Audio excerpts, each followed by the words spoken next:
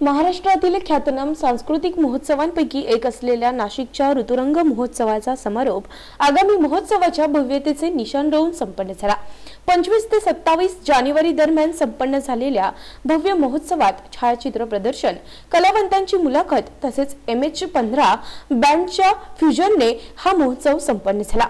समारोपाच्या दिवशी नाशिकमधील प्रसिद्ध हिंदी, सुफी, रॉक, फ्युजन आणि मराठी संगीताच्या अप्रतिम मिलापाचा संयोग असलेला MH15 बँड सादर झाला। राहुल अंबेकर, दिनेश नायर, गणेश जाधव यांच्या या पथकात समावेश होता। यावेळी बालकलावंतांनीही आपली कला सादर करून श्रोत्यांना मंत्रमुग्ध केलं। या महोत्सवात चित्रकार सुभाष वाघ यांच्या चित्रांनी नाशिककरांना अक्षरशः वेड लावलं। चित्रकार सुभाष वाघ यांनी नाशिक स्टार न्यूजशी संवाद साधला। ऋतुरंग परिवारातर्फे आपल्या सर्व रसिक प्रेक्षकांचं स्वागत हृदयापासून।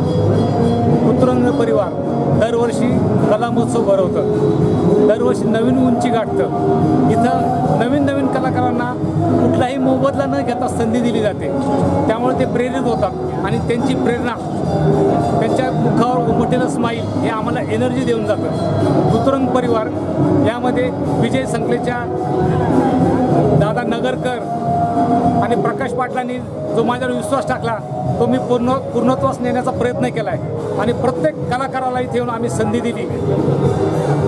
या लोकांनी जो विश्वास टाकला त्याच्याबद्दल मी त्यांना धन्यवाद देतो।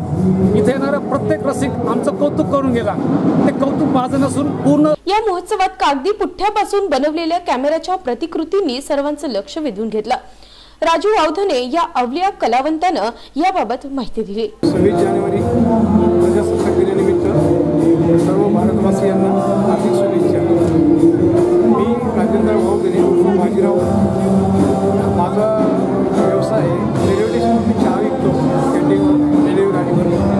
आणि मला हा ऋतुरंग परिवाराने जे मला दरवर्षी संधी देतात, या संधीचा मी फायदा इथं करून घेतो आणि चांगले प्रेक्षक येऊन इथं बघतात। तर ही कलाकृती अशी मी बनवलेली आहे का पुष्टा, आर्टशीट आणि जे असे वस्तू लागणारे आहेत या वस्तूपासून मी सर्व बनवून या टेक्निकल जे आहे आजकाल हे आपलं कलियुगात मोबाईलचा प्रसार जास्त झाल्यामुळे टेक्निकलमध्ये माझ्या स्वतः हाताने बनवलेले आणि हा माझा छंद असून हे काही माझे व्यावसायिक प्रदर्शन नाही आहे। ऋतुरंग भवनाच्या भिंतीवर साक्षी आर्ट्सच्या चित्रांनी निराळीच शोभा आणली होती। ही सर्व चित्र कृती साकारणाऱ्या कुमारी साक्षी यांनी माहिती दिली।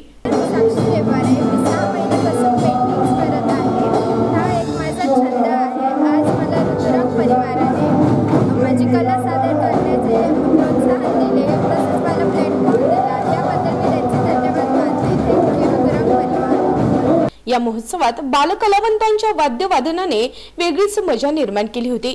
यातील हरहुन्नरी बालकलावंत कुमारी आदि आशुतोष ठोके याने आपल्या भावना व्यक्त केल्या। मेरा नाम आदि आशुतोष ठोले है और आज इधर बजा के मुझे बहुत ही अच्छा लगा।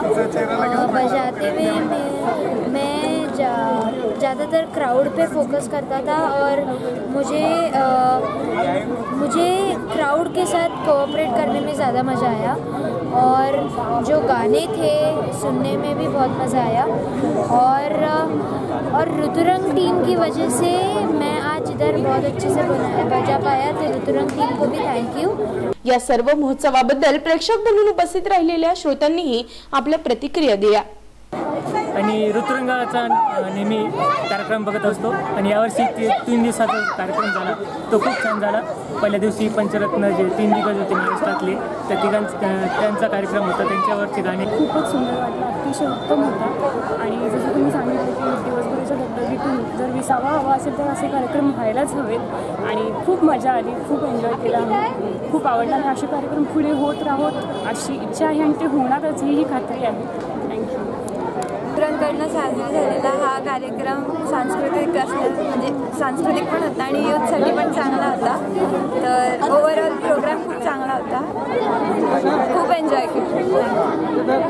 खूपच खूपच छान, म्हणजे नाशिक रोडमध्ये प्रथमतः एवढं छान कल्चरल आणि आर्ट्सला बेस निर्माण करून देण्यासाठी, प्लॅटफॉर्म निर्माण करून देण्यासाठी ही संस्था 19 वर्षांपासून झटते आहे. तर मला खरंच खूप आनंद होतो की ऋतुरंग इथे जवळ आहे, विदन सिटी, अगदी हाकेच्या अंतरावर ज्याला आपण म्हणतो. तर छान आहे ऋतुरंग, सगळ्यांनीच यायला पाहिजे. या सर्व महोत्सवाच्या यशस्वीतेच्या पार्श्वभूमीवर ऋतुरंग समितीच्या वतीनं श्री प्रकाश पाटील यांनी संवाद साधला. ऋतुरंग 3 दिवसीय महोत्सवाचा समारोप आहे आणि अतिशय उत्साहपूर्ण अशा वातावरणात समारोप होत असताना आमच्यापेक्षा रसिकांना अतिशय हळवे झालेले आहेत सर्व रसिक आणि श्रोते. आणि या महोत्सवाच्या मैदानातनं ऋतुरंगाचा हा पाडवा मैदान ज्याला आम्ही म्हणतो त्यातून त्यांचा पाय निघत नाही आहे. आपण बघत असाल की आजूबाजूला सर्व श्रोते आणि प्रेक्षक हे थांबून आहेत. 3 दिवसीय ह्या उत्सवामध्ये खऱ्या अर्थाने लोकांनी आनंद घेतला. नाशिकवरचे साधारणतः 300 ते 400 कुटुंब ऋतुरंगाशी या महोत्सवाच्यामुळे जोडले गेलेले आहेत. आणि 2000 सालापासून जी आमची मिलेनियम महोत्सवाची परंपरा होती ती मध्ये खंडित झाली आणि पुन्हा एकदा ती सुरू झाल्याचा आनंद आमच्या सर्व कार्यकर्त्यांना आहे.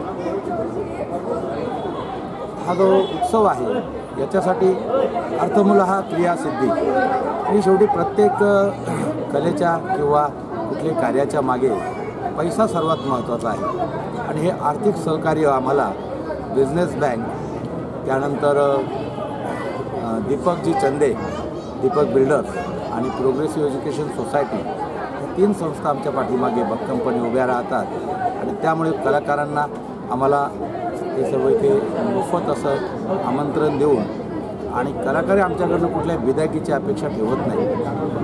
आम्ही त्यांना रक्कम देत नाही, ते आम्हाला रक्कम देत नाहीत. कलाकार येतात, स्वतःचा प्रवास खर्च करतात, त्यांची शिल्प इथे स्वतःच्या वाहतूक व्यवस्थेने आणून ठेवतात आणि ते पुन्हा घेऊन जातात. आम्ही बाकीचे व्यवस्थापन खर्च त्या तिन्ही प्रायोजकांच्या रकमेतनं भागवतो आणि अशा तऱ्हेने हा उत्सव आज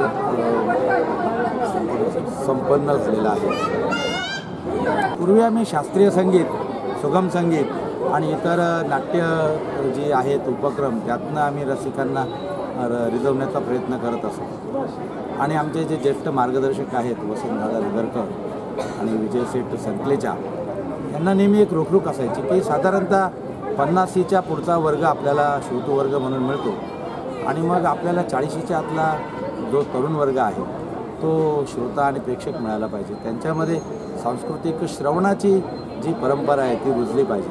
त्यासाठी काय करता येईल तर मग आम्हाला एक असं लक्षात आलं की आपण त्यासाठी जो संगीतातला नवीन प्रकार आहे बँड ज्याला आपण म्हणतात, शास्त्रीय संगीताच्या बैठकाच्या सोबत तरुणांना आकर्षित करण्यासाठी बँडची संकल्पना आमचे अध्यक्ष विजय संकलेचा यांनी मांडली आणि ती मूर्त स्वरूपामध्ये आम्ही आज आणलेली आहे. आणि आज इथे MH15 नावाचा जो बँड सादर झाला 3 तास त्यांनी तरुणांना रिझवलं. तुमच्या लक्षात आलं असेल की 2 दिवस झालेल्या संगीताच्या कार्यक्रमांमध्ये आणि आजच्या संगीताच्या कार्यक्रमामध्ये वयाचं फार मोठा फरक. आजचा जो प्रेक्षक आलेला आहे हा सर्व 40च्या आतला आहे, तरुण आहे. आणि काल आणि परवाचा जो प्रेक्षक होता तो 45-50चा होता. श्रोतेवर्ग तेवढेच होते, परंतु हा वयाचा फरक आमच्या आयोजक म्हणून आमच्या नक्की लक्षात आला. इथून पुढे आम्ही तरुण वर्गाला लॅपटॉप, TV आणि व्हॉट्सअप आणि हँडसेटच्या ह्या जंजाळातून बाहेर काढण्यासाठी त्यांना आवडेल असं संगीत आणि जुन्या आणि नवीन संगीताची परंपरा ही कशी पुढे जाता येईल याचा एक फ्युजन आपण तयार करून त्यांना सादर करू. शास्त्रीय संगीतामध्ये आवड आणि रुची टिकली पाहिजे, परंतु हे करत असताना आपण नवीन पद्धतीचं संगीतसुद्धा त्यांना दाखवलं पाहिजे, त्यांना ऐकवलं पाहिजे. त्या दृष्टीने आमचं मंडळ कार्यरत राहील अशी मी तुम्हाला ग्वाही देतो. एकूणच अशा सांस्कृतिक महोत्सवांमुळे महानगरातील गतिमान जीवन जगणाऱ्या शहरवासियांना मुक्तपणाचे आणि मनोरंजनाचे क्षण ऋतुरंग परिवारानं उपलब्ध करून दिल्याचे निदर्शनास आले. नाशिक स्टारसाठी प्रतिनिधी RR पाटील, नाशिक रोड.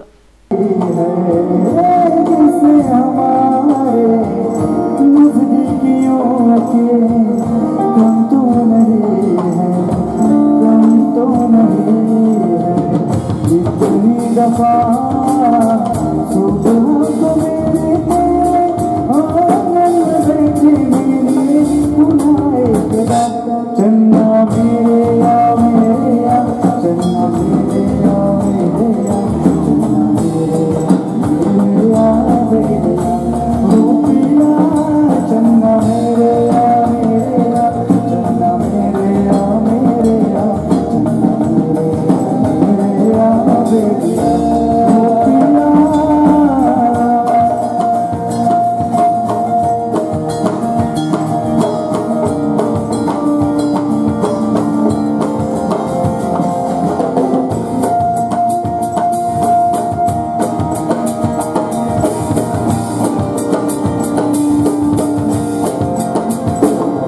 तेरी खुद गर्जी ना धूप चुने ना छाव कैसे तेरी खुद गर्जी कैसे ठोर टिके ना पाओ मस्त मारा मस्त कलंदर तू हवा जाए कब वंडर मुझके अंदर अंदर क्यों रह गया रे कबीरा मान जा तुमचा आवाज खूप कमी येतो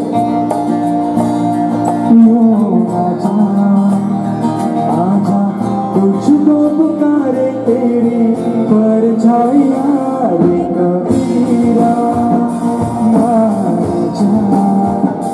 रे फकीरा आजा ऐसा तू नहीं मोही कैसा हर जाइया